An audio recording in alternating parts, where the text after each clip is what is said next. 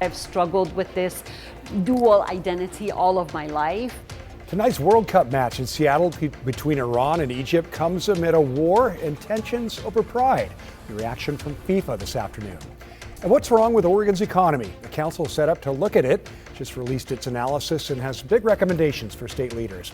Plus, the White House is asking OpenAI to pump the brakes on their newest model, citing concerns over its powerful new capabilities.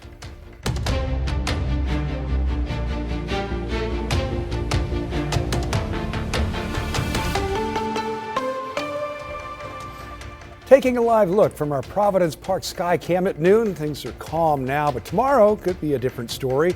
We're tracking heavy rain and even the possibility of thunderstorms on Saturday. Good afternoon. Thanks for joining us. I'm Tim Gordon. We want to turn things over to meteorologist Rod Hill, who's live up on the weather deck, tracking the latest. Hey, Rod. Yeah, thank you, Tim. You know, last evening, do you remember we had that rain that came through? Pretty good. I know where you live, Tim Gordon. You got a pretty good downpour, didn't you? We did, yeah. We got a good rain. I know where Tim lives. He does. And I had the same downpour. We picked up just shy of 0.4 of an inch of rain and went in the books as record rain for yesterday's date.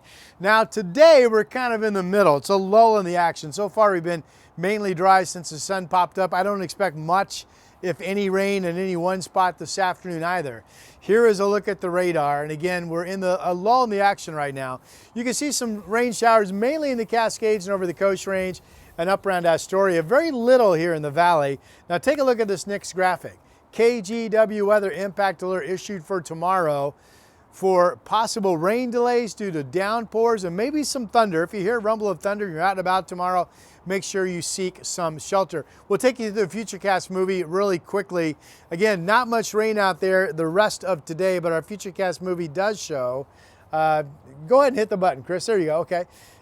So hit it one more time. This is Saturday morning. Rain's picking up. Now hit it again. See the bright colors? There's a potential thunderstorm early afternoon that's moved through Portland. More heavy rains near the I-5 corridor later in the day. So that's what we're warning for tomorrow. Right now, it's, again, pretty quiet. Shalem Tasting Room in Sherwood. If we hit the button, we'll get a temperature. You can see the mostly cloudy skies, 65. One more button, Mr. Paz, our brilliant director, and you can see the temperatures holding in the 60s this afternoon. It is cool out here, Tim. I wish I had my vest on. I'm up here on the weather deck, brought to you by Rick's Custom Fencing and Decking. And if you're going to be out and about, again, temperatures primarily holding in the 60s today. Back to you, sir. All right. Thank you, Rod, very much. This morning, the Multnomah County Sheriff's Office recovered a body from the Willamette River near the Duckworth dock. Portland Fire and Rescue responded to the scene just before 6 o'clock. The Sheriff's Office says they are working to assess whether they or the Portland Police Bureau will lead the investigation into that. Well, after a week-long delay, ODOT is starting back up its work on the Abernethy Bridge this weekend. The overnight closures were supposed to start last Saturday, but crews needed a little more time before the next phase of construction. So starting this Saturday night, the 27th, either the northbound or southbound lanes will be closed as crews pour concrete on the newly widened bridge. This means your commute up and down I-205 might be delayed. The Oregon 43 on-ramp to the interstate northbound will also close. Time for a look at some national headlines this afternoon. New video shows the moment the first of two deadly quakes hit Venezuela earlier this week. You can see people running into the streets in panic as buildings crumbled. The country's main international airport was shut down, I should say, after suffering extensive damage. The Associated Press now reporting that the death toll, it has risen sharply to 920 people now, with more than 3,000 injured. Authorities have declared a state of emergency with concerns that the threat is not over. It's not a common occurrence, but it is something that does happen sometimes. There will absolutely be aftershocks that follow this earthquake, and some of them could be quite large and damaging. The U.S. has pledged $150 million in aid, with the State Department deploying search and rescue teams to that region. Well, actress Ann Blythe has reportedly died at the age of 98. CNN reports she died of natural causes on Wednesday. She was a teenager when she earned an Oscar nomination for playing a bratty daughter in the 1945 film Mildred Pierce. Blythe went on to star in dozens of other movies and plays. She was one of the last surviving film stars of Hollywood's golden age. Well, here in the U.S., former National Security Advisor John Bolton pleaded guilty in federal court this morning to one count of unauthorized retention of national defense information. Prosecutors say Bolton shared sensitive national security information with his wife and daughter. Prosecutors say he faces a prison sentence of up to 60 months and has agreed to pay $2.25 million in fines. Bolton is set to be sentenced in October. Well, the White House has requested that OpenAI limit its next model release to a small number of government-approved partners because of its advanced capabilities. The request comes after the administration and Wall Street raised concerns over their advanced cybersecurity capabilities. Some worry they could lead to unprecedented safety risks. President Trump signed an executive order earlier this month that asked AI companies with advanced models to voluntarily submit them for government review 30 days before release. However, the administration has not yet established a framework for that. A new landmark Supreme Court ruling has come down in favor of President Trump's immigration policies. The High Court ruled in a case dealing with temporary protection status, potentially affecting hundreds of thousands of people. NBC's Alice Barr has details.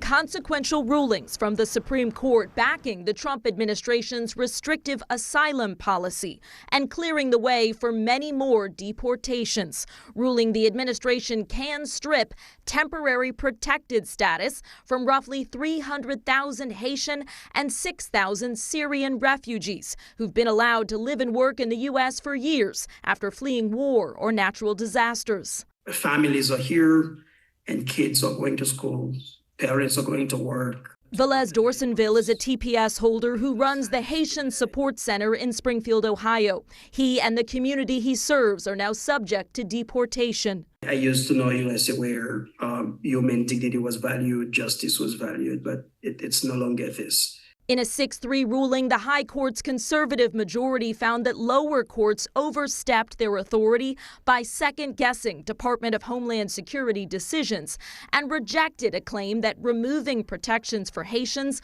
was discriminatory. The White House border czar called it a great decision. Temporary means temporary. When the condition of that country gets better, they need to go home. In a separate case, and again a 6-3 ruling, conservative justices found the Trump administration can reject asylum seekers who present themselves while still standing on Mexican soil, ruling they cannot claim asylum when they're not technically in the United States. Liberal Justice Sonia Sotomayor dissented, arguing more people will die attempting to cross the border illegally, while conservative Justice Samuel Alito described it as a straightforward understanding of the law's language. In Washington, Alice Barr, NBC News. Well, Beaverton police have identified the 14-year-old who was hit and killed by a car while riding an e-scooter. This is a look at the memorial that's growing where Jacob Tran was hit along Southwest Shoals Ferry near Roy Rogers. Jacob would have been a freshman at Mountainside High School this fall. He was on his way to a summer football workout Wednesday morning when he was hit. Police say he was wearing a helmet and in a marked crosswalk at the time.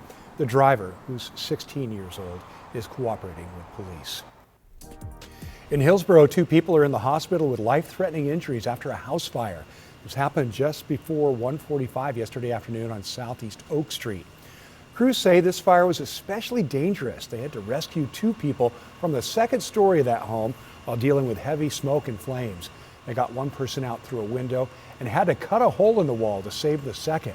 No word yet on what caused that fire. A council tasked with jump-starting the state's economy has come back with a list of recommendations.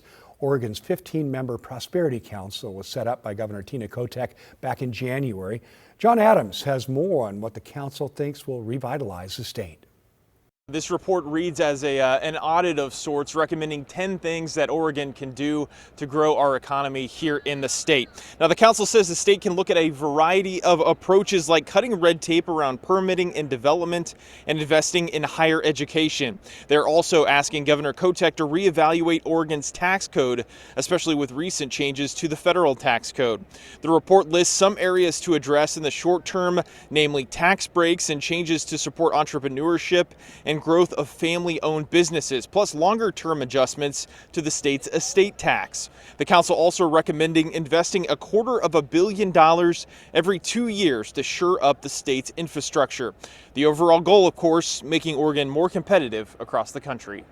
Statewide, are we competitive for businesses to come here and grow jobs? And secondly, how are small, medium businesses and entrepreneurs and medium to lower income wage earners, how are they doing in our state? Well, Kotek's opponent in the November election, Republican Christine Drazen, calls this report an election year gimmick, but says the findings are meaningful and deserve bipartisan support. Back to you.